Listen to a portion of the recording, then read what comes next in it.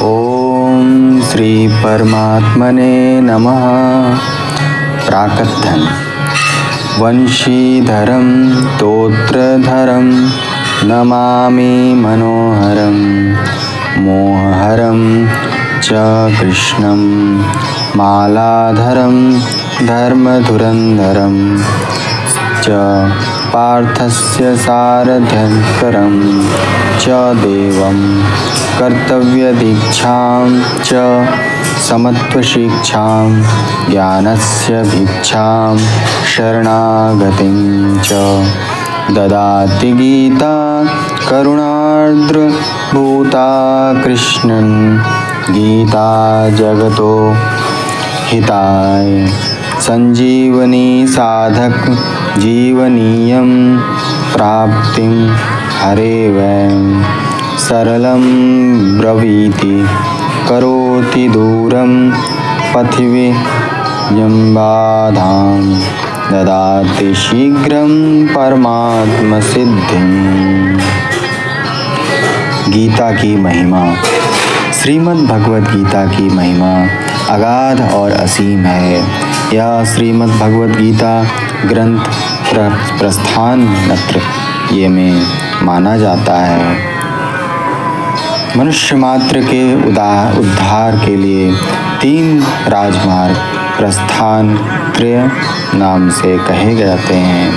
एक वैदिक प्रस्थान है जिसको उपनिषद कहते हैं, एक दार्शनिक प्रस्थान है जिसको ब्रह्मसूत्र कहते हैं, और एक संपात्र प्रस्थान है जिसको भगवद गीता कहते हैं। उपनिषदों में मंत्र है, ब्रह्मसूत्र में सूत्र है और भगवद गीता में श्लोक है। भगवद गीता में श्लोक होते हुए भी भगवान की वाणी होने से यह मंत्र ही है।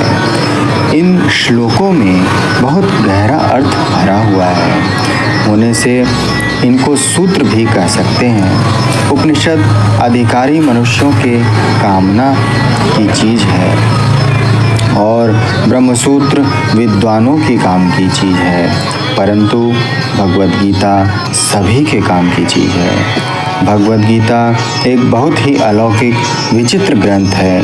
इसमें साधक के लिए उपयोगी पूरी सामग्री मिलती है, चाहे वह किसी भी देश का, किसी भी वेश का, किसी भी समुदाय का, किसी भी संप्रदाय का, किसी भी वर्ण का, किसी भी आश्रम का कोई भी व्यक्ति क्यों न हो।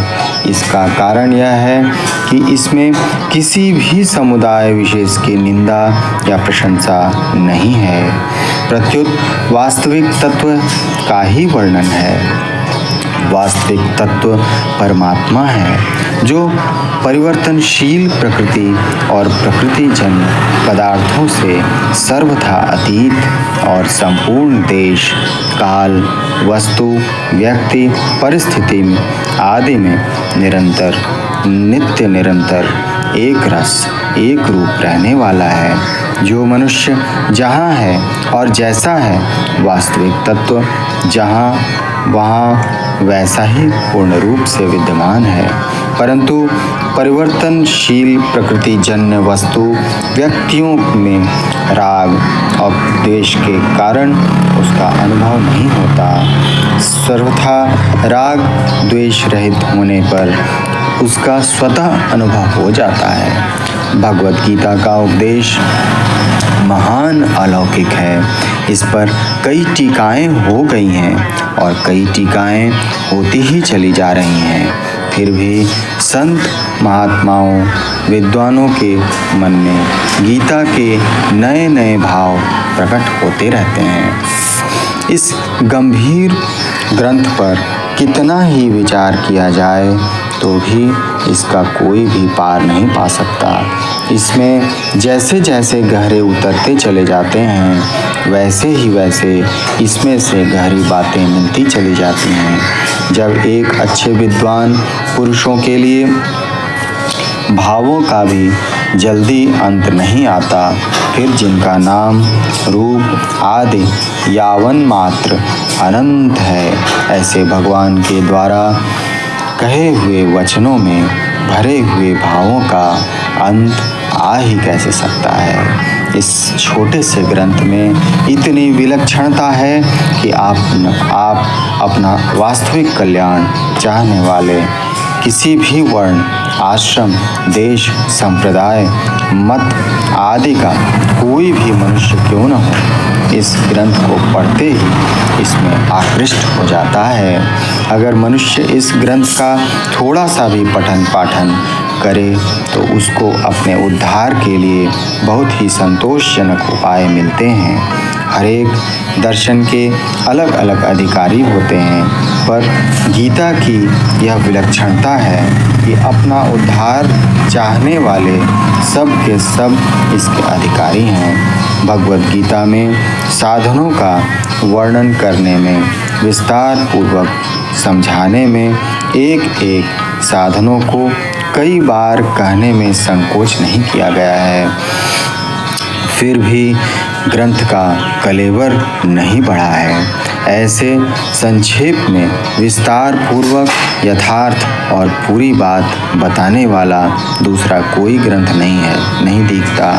अपने कल्याण की उत्कट अभिलाषा वाला मनुष्य हर एक परिस्थिति में परमात्मा तत्व को प्राप्त कर सकता है। युद्ध जैसी घोर परिस्थिति में अपना कल्याण कर सकता है। इस प्रकार व्यवहार मात्र में परमार्थ की कला गीता में सिखाई गई है। अतः इसके जोड़े का दूसरा कोई ग्रंथ देखने में नहीं आता।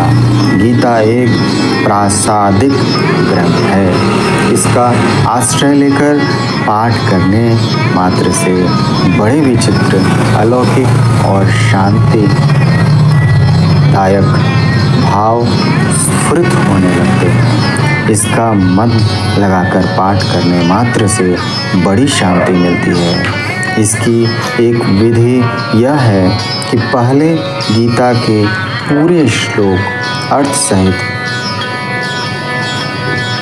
कंठस्थ कर ली जाए, फिर एकांत में बैठकर गीता के अंतिम श्लोक यत्र योगेश्वरः कृष्ण, यहाँ से लेकर गीता के पहले श्लोक धर्म क्षेत्र कुरुक्षेत्र,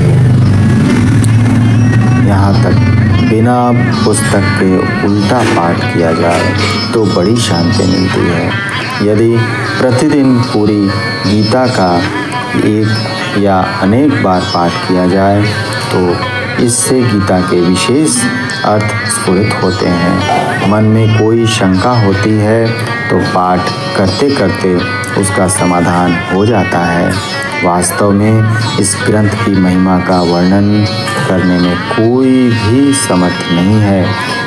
अनंत महिमाशाली ग्रंथ की महिमा का वर्णन कर ही कौन सकता है। तो आइए दोस्तों, हम गीता का पाठ, पठन और समझने का प्रयास हम इस चैनल के थ्रू करते रहेंगे। आपके लिए अतुल आनंद मैं इस चैनल को शुरू कर रहा हूँ और आपका मुझे पूरा समर्थन और आशीर्वाद चाहिए जिससे कि हम इसको चला सकें। धन्यवाद।